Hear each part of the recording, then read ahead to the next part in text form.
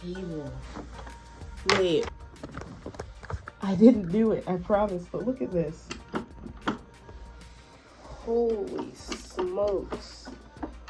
All right, well, we're gonna leave that the way that that is and move on with our day.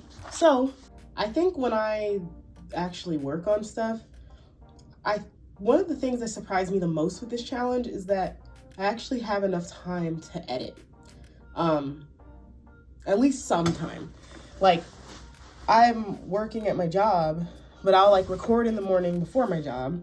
Then I'll, go ahead and record after, maybe during lunch or something. So I have like some footage, and then I just kind of start putting it together.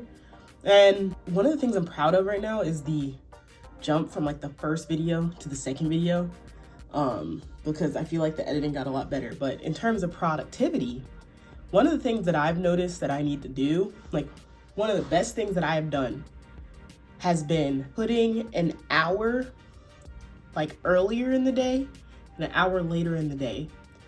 And what I mean by that is I work from 8 to 5, and I typically wake up like maybe 6:45, get ready for everything, go to work. But when I started waking up at like 5:45, I get to like get ready for work and then do other things that I want to do. So even if I don't work on music or editing in the morning, kind of just gets my mind right. So I'll start at 5:45 and then, have time to do other things, even if it's a little bit of a wind down, because I don't want to burn out. And that's something that I've been thinking about a lot with this challenge. And this one's more like a sit down video, but I've been thinking about that a lot. So I don't want to burn out.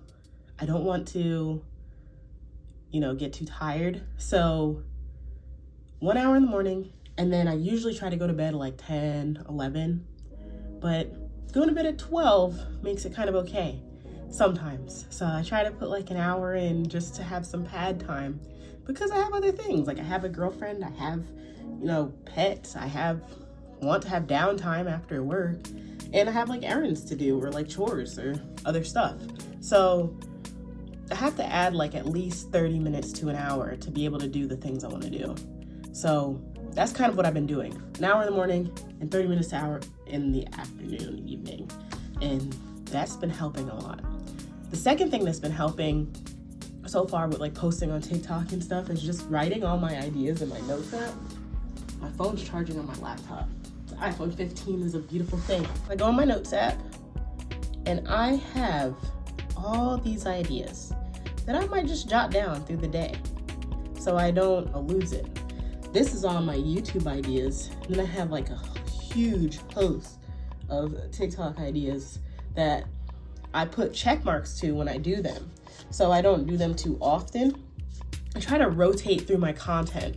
So I think one of the things that I've noticed a good bit with TikTok, well, I've grown a good bit on TikTok. I'm only at like 400 followers maybe. I'll put the number up here. But I have only started about a month and a half ago. And one of the things that I try to do is just rotate through content. So I will have all my ideas on the notes app. When I finally execute one or do one, put a check mark next to it, little green check mark emoji. And then when I do it again, I go back to it and I put another check mark. So when I actually scroll through all my ideas, I can see the check marks where I was working on something. And that kind of tells me, okay, I did that one a little too much. Let's swap over to a different idea. And then I look at the ideas that I don't have a check mark next to at all, and I think about why I didn't do that in the first place. So it's either, oh, this could have been a better idea. Oh, I need to tweak it a little bit and then try it. Or I just forgot about it and was looking at other stuff. So it actually opens me up to like look at my other ideas and try and execute them. Because you really just never know which one is gonna land. And you never know what song's gonna land. You never know which video is gonna land with people. So I try and rotate through all that content and see if I can get something done for TikTok. And then the last thing for productivity that I've been trying to do is just like writing down my goals through the day and just giving myself that constant reminder. Because I'm like, what is the point of this? What is the reason I do this in the first place? And that's the reason. The reason is that I want to grow my music. I want people to find it. I I want people to enjoy it because I love making music, but I also want to be a better content creator. I want to be a better editor, creative. So how are you going to spend the time doing that if you don't make any time for it, if you don't have any ideas for it, and you don't make time to like actually make your goals? You don't have time to, jot them down. Through the day, obviously I'm working, but I'm in my office. I get a 15-minute break, jot something down. Lunchtime, jot something down of something that I want to look forward to, just so I don't get stuck in the content monotony of a day-to-day, everyday routine. And I know people call it being like trapped in the matrix. I don't quite. I mean, some people like to do that, and that's fine. I think for me, I'm just too scatterbrained and all over the place for that, so it doesn't work for me. But those are kind of like my thoughts on productivity, and I hope that you're getting something out of it. I hope that even if you're not a creative, some of those things kind of apply to what you want to do and the things that you're looking forward to, because a year sounds like a long time, and that's how long this challenge is going to be.